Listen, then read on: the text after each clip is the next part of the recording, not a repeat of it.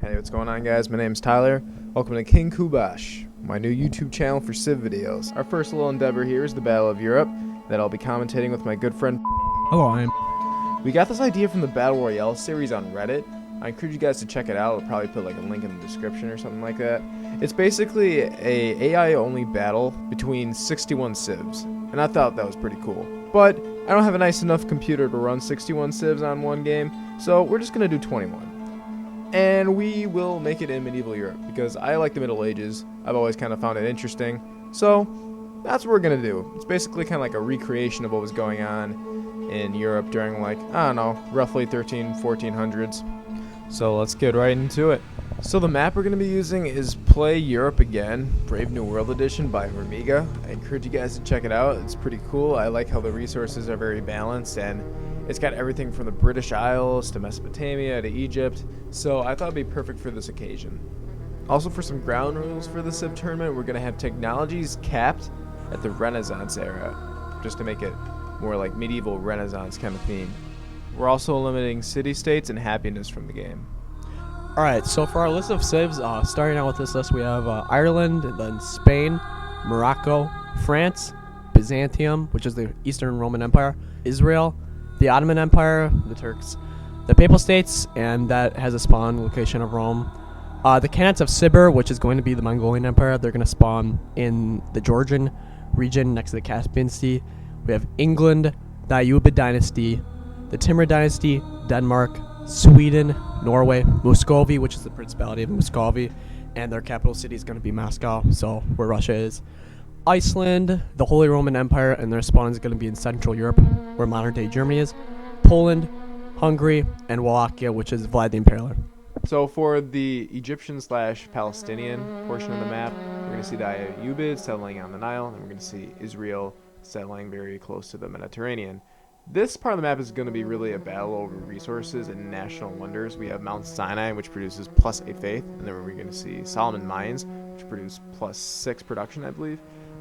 It's just basically going to be a battle over the Sinai Peninsula, I'm imagining. And whoever's going to conquer the other is going to have a huge advantage in the Middle East. So I'm curious to see how it's going to play out. So this region of the map is going to be a very war-torn location of all of Europe. You have Wallachia in modern-day Romania, Byzantium in the terrible spawn of modern-day Istanbul, and then the Ottomans spawn in central Anatolia.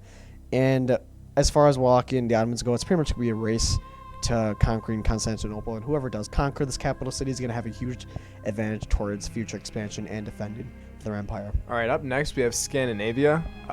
We got Sweden, top right, Norway, top left, and then we have Denmark on that little island towards the bottom. For this, I'm thinking that Sweden's going to have the largest population, while Norway will be more production focused, just because of all those hills over there. Denmark, I think, is going to do kind of bad. Just because I feel like Sweden's going to be overpowering them, and then Norway is going to be overpowering them. Then we're going to have Holy Rome coming up from the south. So I'm interested to see how this clusterfuck is going to play out. It's probably just going to be like a war zone the whole game, is what I'm guessing.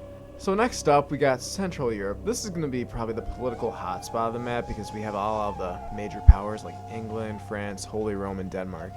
But most likely what we're going to see happening is just kind of like an ongoing tug of war between France and Holy Rome over those really nice territories in the middle. We got a little bit of those truffles, a little truffle of the trees, some nice rivers, some wine, some hills for production. So it's just kind of going to be like a back and forth kind of struggle between France and Holy Rome. And I am curious to see who's going to come out on top. Denmark, I think, is going to get kind of fucked in the end because of, the whole Scandinavia situation.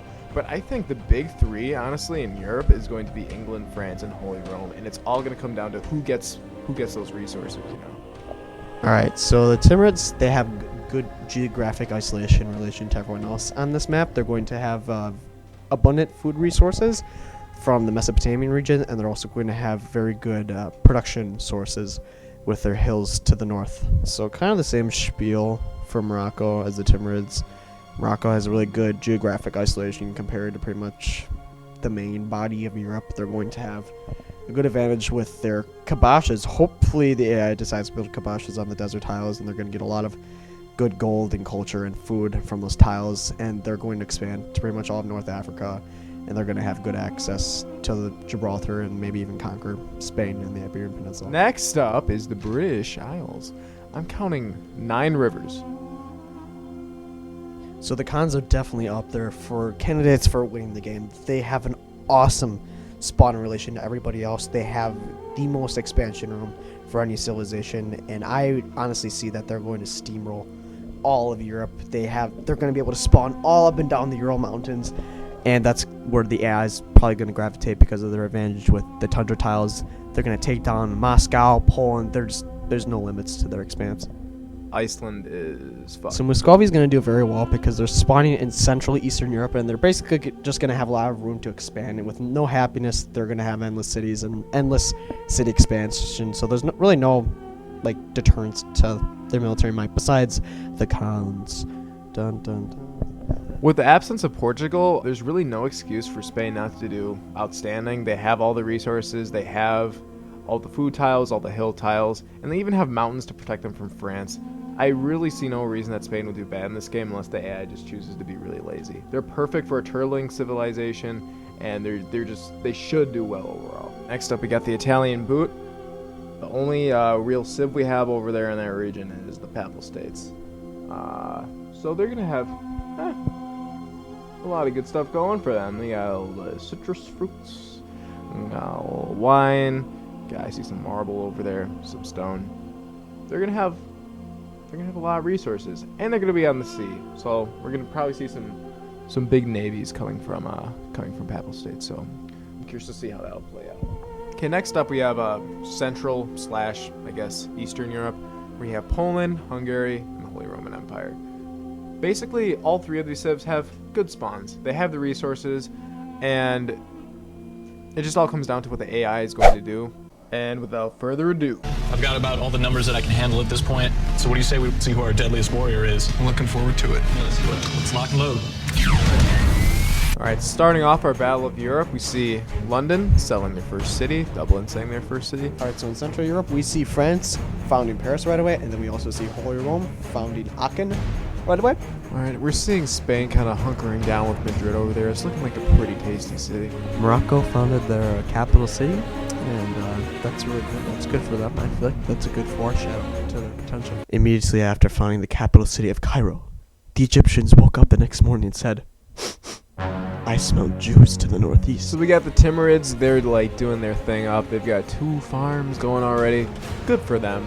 As soon as Suleiman founded his capital city of Istanbul, he said, I want to eat Theodora for breakfast! At the same moment, Vlad's chimed in as well, I want Theodora on a pike in my front lawn! The Great Khan settles his first city, Kwashuk.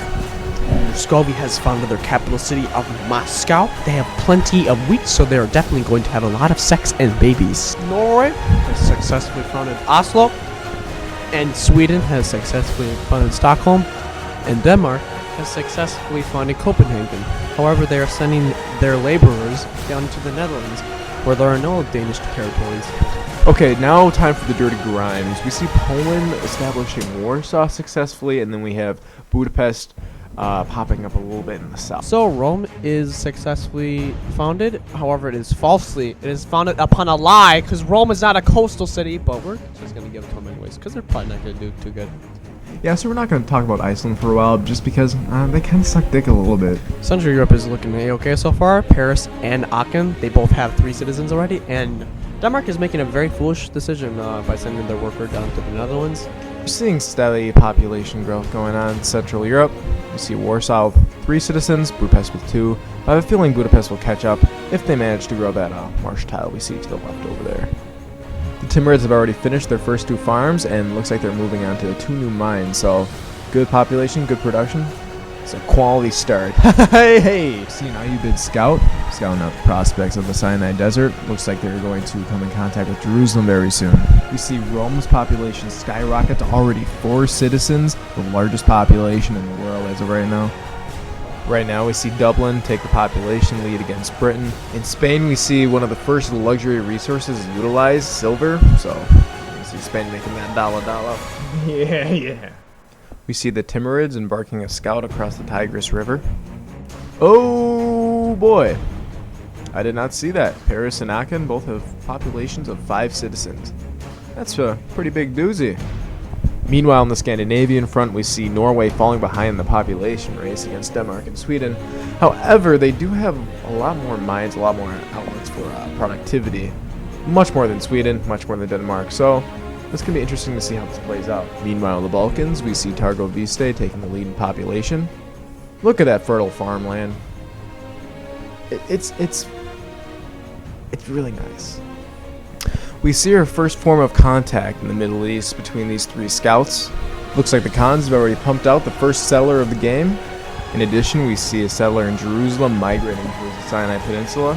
This is going to be a pretty daring move against the Ayyubids. Looks like the Ottomans are already producing a settler, going on the offense against Byzantium, it looks like. And just like that, Paris takes the lead in population. We see Rome with not only a substantial population, but we see the first wonder being built, Stonehenge. Aha! We see the Israeli city of Hebron being established. I can't imagine Saladin is very pleased with Jews being on his turf. Likewise, we see the river city of Iskar being established by the Siberians. Meanwhile, in Western Europe, we see a massive population gap between Paris and London. England better get its shit together quick. We see the Ottomans take the offensive against Byzantium by settling the city of Edirne. In other news, we see Wallachia trying to establish a city in the Balkans. In the meantime, we see a Great Britannic migration west. We see Morocco founding the city of Fes, making it an already quite expansive empire. In the meantime, we see York hunkering down on the English Channel. In this slide, we see Hungary establish the city of Esztergom. I did not pronounce that right. We see Vlad spitting in the face of Theodora by selling the city of Campulum on the banks of Macedonia. In other news, we see Constantinople migrating to the west. We see Paris advance to a capital with 8 citizens, as well as the city of Prague being established by the Holy Romans. It seems Poland is taking on the Baltic by establishing the city of Krakow, and also sending another settler out the Baltic as well. And another going to the east. Poland's really playing it ambitious. I like it. Sweden assures its lead in population against Norway by establishing the city of Sigtuna. And to conclude our first installment of the Battle of Europe, we see Rome being elected the greatest city of the classical era, with Jerusalem, Cairo, Paris, and Marrakech not far behind. And that about sums up the first installment of the Battle of Europe. Please stay tuned for future episodes. It's gonna be good. Yeah.